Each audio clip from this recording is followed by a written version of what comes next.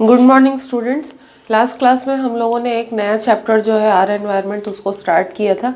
उसका इंट्रोडक्शन थोड़ा बहुत हम लोगों ने कवर किया था। आज हम लोग नेक्स्ट टॉपिक को स्टार्ट करते हैं इस चैप्टर का, दैट इज़ द इकोसिस्टम। ठीक है, तो इकोसिस्टम होता क्या है?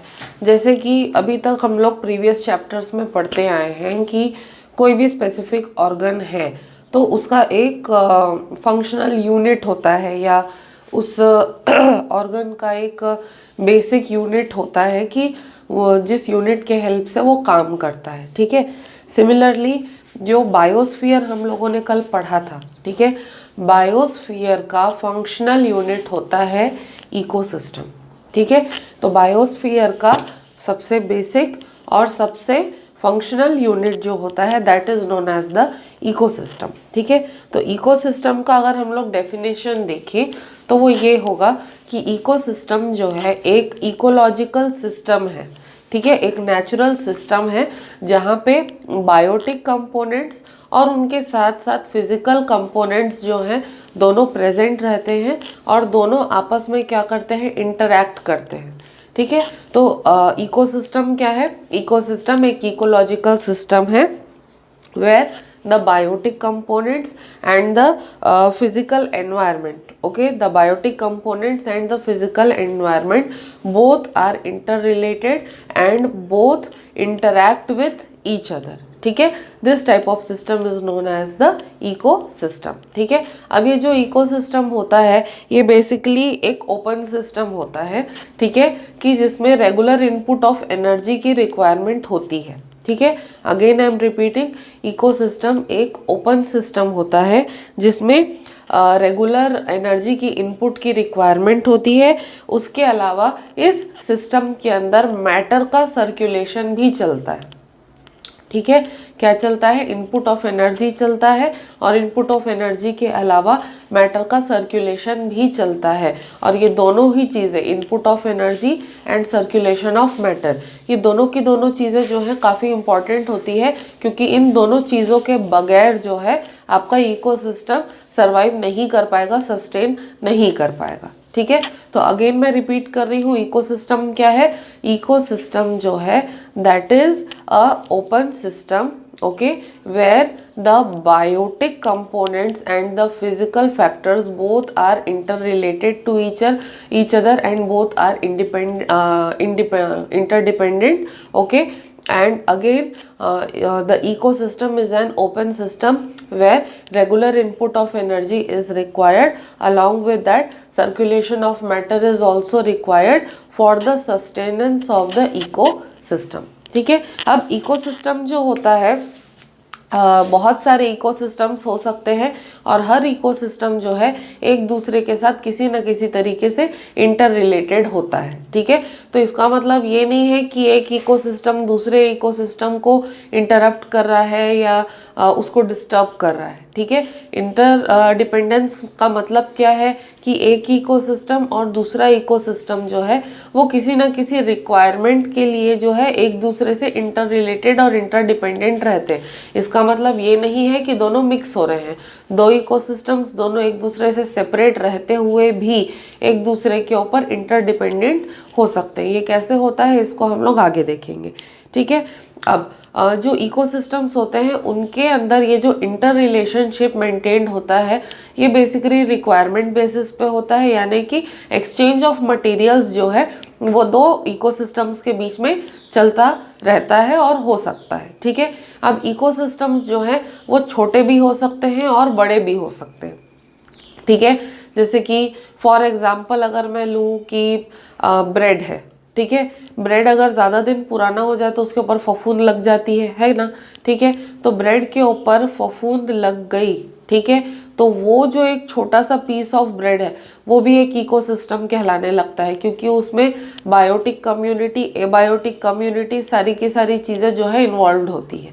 ठीक है, या फिर अगर दूसरा एग्जांपल लें हम लोग कि कोई जंगल है, ठीक है, जंगल के अंदर अगर कोई पेड़ जो है वो टूट के गिर गया, थोड़े समय के बाद वो सड़ने लगता है। ठीक है, तो वो जो सड़ता हुआ लकड़ी का टुकड़ा होगा, ठीक है, वो भी अपने आप में एक इकोसिस्टम बन जाएगा।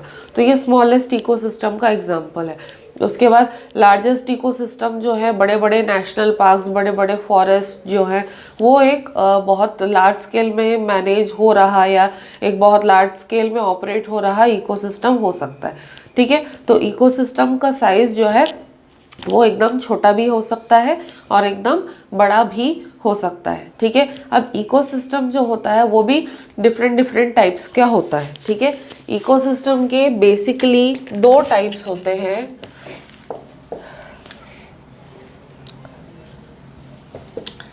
एक होता है नेचुरल और दूसरा होता है आर्टिफिशियल। ठीक है, क्या क्या है, इकोसिस्टम के बेसिकली 2 टाइप्स होते हैं, नेचुरल एंड आर्टिफिशियल। अब ये जो 2 इकोसिस्टम के टाइप्स मैंने बताए, नेचुरल और आर्टिफिशियल, इसमें भी एक क्लॉज है कि ये जो इकोसिस्टम्स हैं ये परमानेंट भी हो सकते हैं और ये टेम्पररी भी हो सकते हैं। मतलब इकोसिस्टम के लिए ओवरऑल अगर हम लोग देखें तो इकोसिस्टम जो है वो स्मॉल भी हो सकता है, लार्ज भी हो सकता है, परमानेंट भी हो सकता है या टेम्पररी भी हो सकता है। ठीक है, उसके अलावा नेचुरल भी हो सकता है और आर्टिफिशियल भी हो सकता है। ठीक है, तो नेचुरल इकोसिस्टम होता क्या है? नेचुरल इकोसिस्टम जो है एक ऐसा इकोसिस्टम होता है जो नेचर अपने आप खुद से डेवलप करती है। ठीक है, तो नेचर में अपने आप से खुद से डेवलप होने वाले जो इकोसिस्टम्स हैं, those are known as the natural ecosystems. Excuse me. ठीक है, अब ये जो नेचुरल इकोसिस्टम्स होते हैं ये अगेन 2 टाइप्स के हो सकते हैं।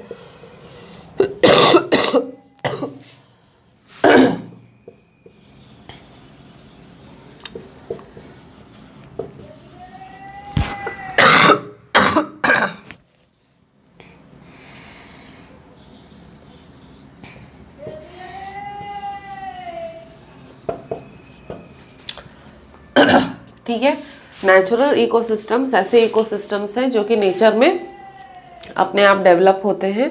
अब नेचुरल इकोसिस्टम का भी 2 टाइप है, टेरेस्ट्रियल और एक्वेटिक। ठीक है, तो टेरेस्ट्रियल इकोसिस्टम वो इकोसिस्टम जो कि लैंड के सरफेस के ऊपर डेवलप होता है और एक्वेटिक इकोसिस्टम वो इकोसिस्टम जो कि वाटर के अंदर डेवलप होता है। ठीक है, अब ये जो टेरेस्ट्रियल इकोसिस्टम है इसमें भी डिफरेंट डिफरेंट टाइप्स होंगे। जैसे कि एक इकोसिस्टम जो डेजर्ट पे होगा, ठीक है, एक इकोसिस्टम जो ग्रासलैंड में होगा यानी कि प्लेन्स में होगा, ठीक है, और एक इकोसिस्टम जो फॉरेस्ट में डेवलप होगा।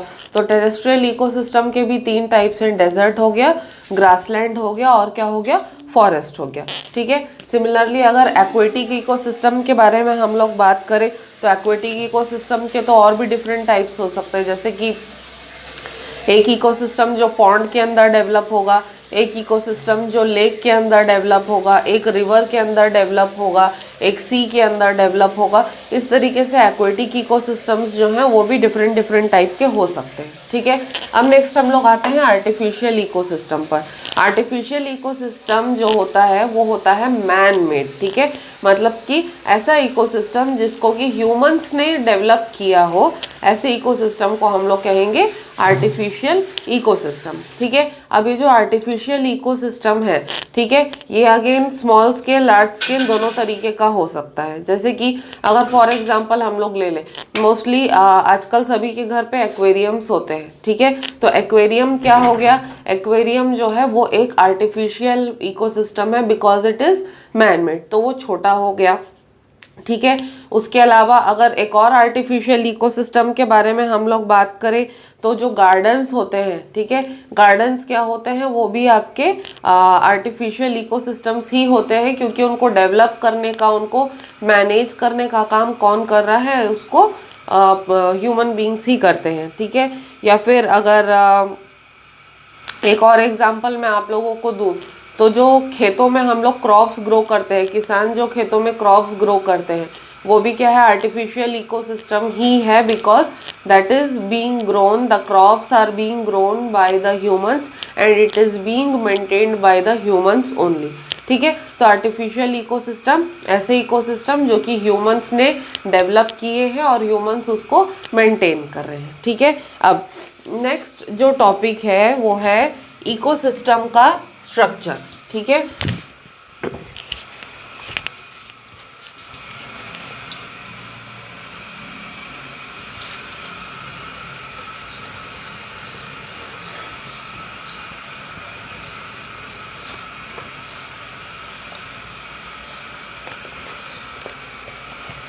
अब इकोसिस्टम के स्ट्रक्चर के बारे में बेसिकली अगर हम लोग बात करें तो मैंने आप लोगों को कल भी बताया था कि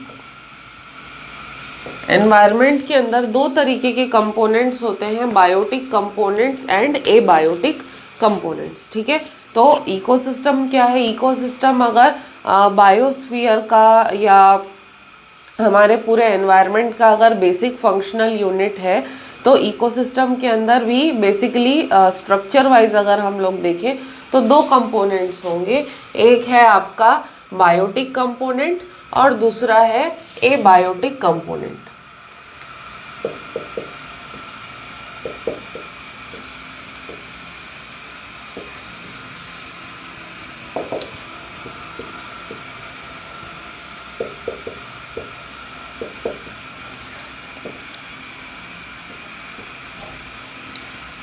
करेक्ट। तो इकोसिस्टम के स्ट्रक्चर के अंदर भी दो तरीके के कंपोनेंट्स आ रहे हैं, बायोटिक कंपोनेंट और एबायोटिक कंपोनेंट, ठीक है। तो बायोटिक कंपोनेंट होता क्या है? कल भी मैंने बताया था कि जितने भी लिविंग बीइंग्स, जितनी भी लिविंग ऑर्गेनिजम्स, चाहे वो छोटा सा माइक्रो ऑर्गेनिज्म से ले करके लार्जेस्ट मैमल यानी कि हाथी तक भी क्यों ना हो, जितने भी लिविंग ऑर्गेनिजम्स अगर प्रेजेंट हैं, ठीक है, वो सारे के सारे किस में काउंट किए जाएंगे? वो बायोटिक कंपोनेंट में काउंट किए जाएंगे, ठीक है। तो biotic component basically consist of all the living organisms. अब बायोटिक कंपोनेंट्स के बारे में अगर हम लोग बात करें तो बायोटिक कंपोनेंट्स जो हैं उसमें जितने भी ऑर्गेनिजम्स की पॉपुलेशन प्रेजेंट होती है, चाहे वो अर्थवॉर्म हो, चाहे कॉकरोच हो, चाहे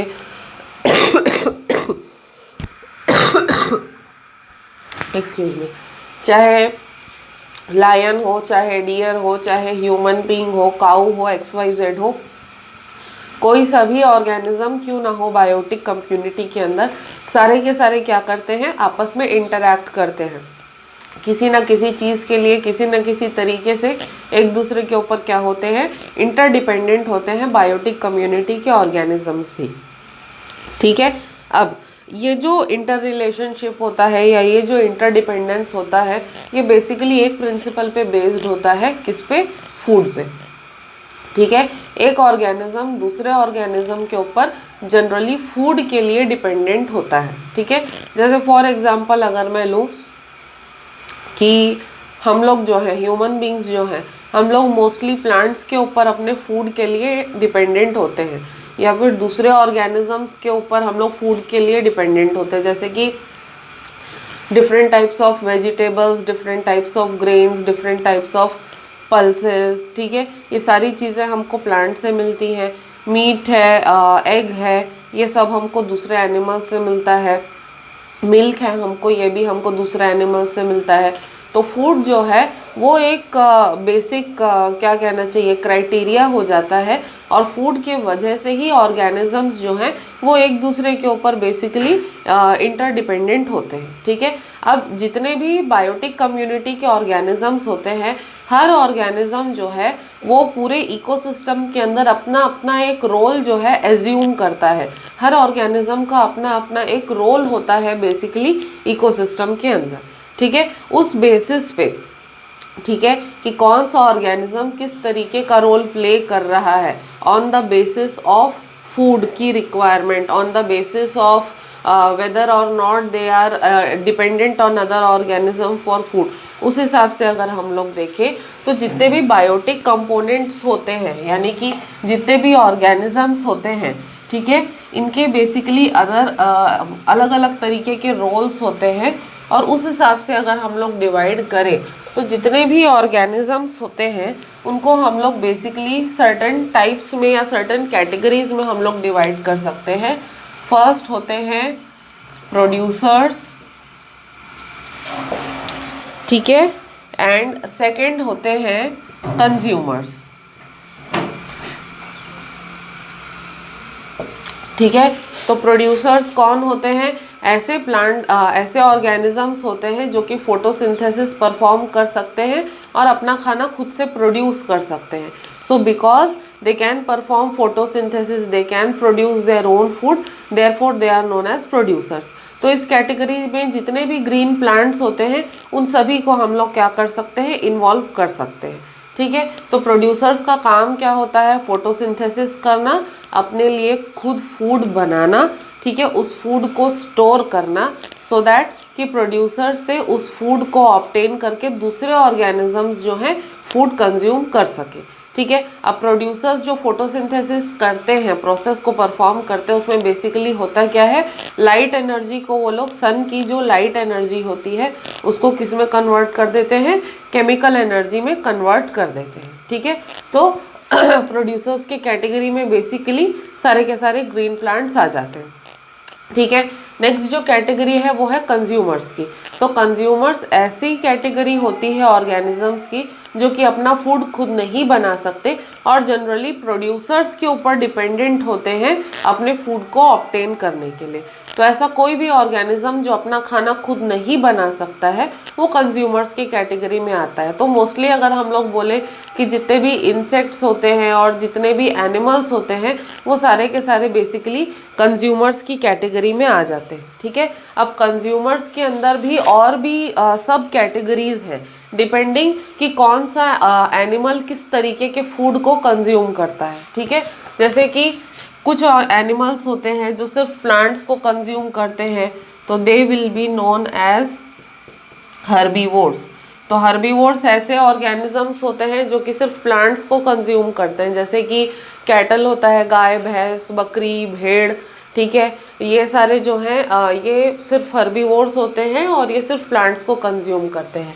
then we are having the carnivores, ऐसे ऑर्गेनिजम्स जो कि एक्सक्लूसिवली मीट कंज्यूम करते हैं, जैसे कि टाइगर हो गया, लायन हो गया, चीता हो गया, लेपर्ड हो गया, आपका जैगुआर हो गया।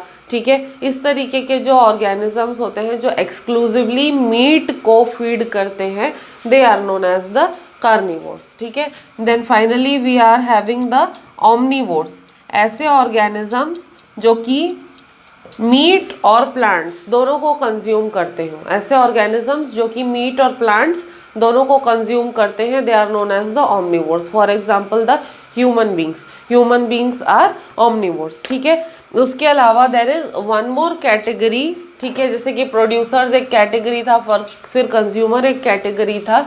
ठीक है। इसके बाद एक और जो लास्ट कैटेगरी है that is of the decomposers. ठीक है। अब डीकम्पोजर्स होते कौन है?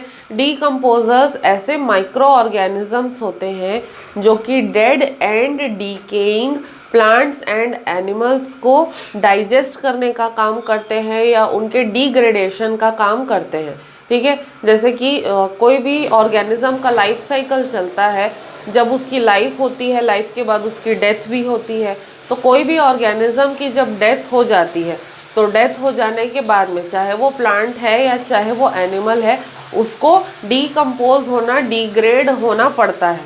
ठीक है। तो ये जो डीकम्पोजिशन या डिग्रेडेशन का जो प्रोसेस है, इसमें हेल्प करने वाले जितने भी माइक्रो ऑर्गेनिजम्स होते हैं, they are known as the decomposers. ठीक है। तो इस तरीके से देखें तो बायोटिक कम्युनिटी जो होती है या बायोटिक कंपोनेंट्स जो होते हैं उनको बेसिकली 3 कैटेगरीज में डिवाइड करते हैं। First producer, second consumer and third is decomposers. Producers के अंदर सारे के सारे फोटोसिंथेटिक प्लांट्स आ जाएंगे। कंज्यूमर्स के अंदर ऐसे ऑर्गेनिजम्स, ऐसे एनिमल्स आ जाएंगे जो अपना खाना खुद नहीं बना सकते हैं, तो उनको प्रोड्यूसर्स के ऊपर डिपेंड होना पड़ता है खाने के लिए। एंड फाइनली थर्ड कैटेगरी में डीकम्पोजर्स में ऐसे माइक्रो ऑर्गेनिजम्स आ जाते हैं जो कि डेड और डीकेइंग प्लांट्स एंड एनिमल्स को डिग्रेड करने का और डीकम्पोज करने का काम करते हैं। ठीक है। सो आज हम लोगों ने बायोटिक कंपोनेंट के बारे में डिस्कस कर लिया। जो हमारी नेक्स्ट क्लास होगी उसमें हम लोग इकोसिस्टम के एबायोटिक कंपोनेंट के बारे में डिस्कस करेंगे। Thank you.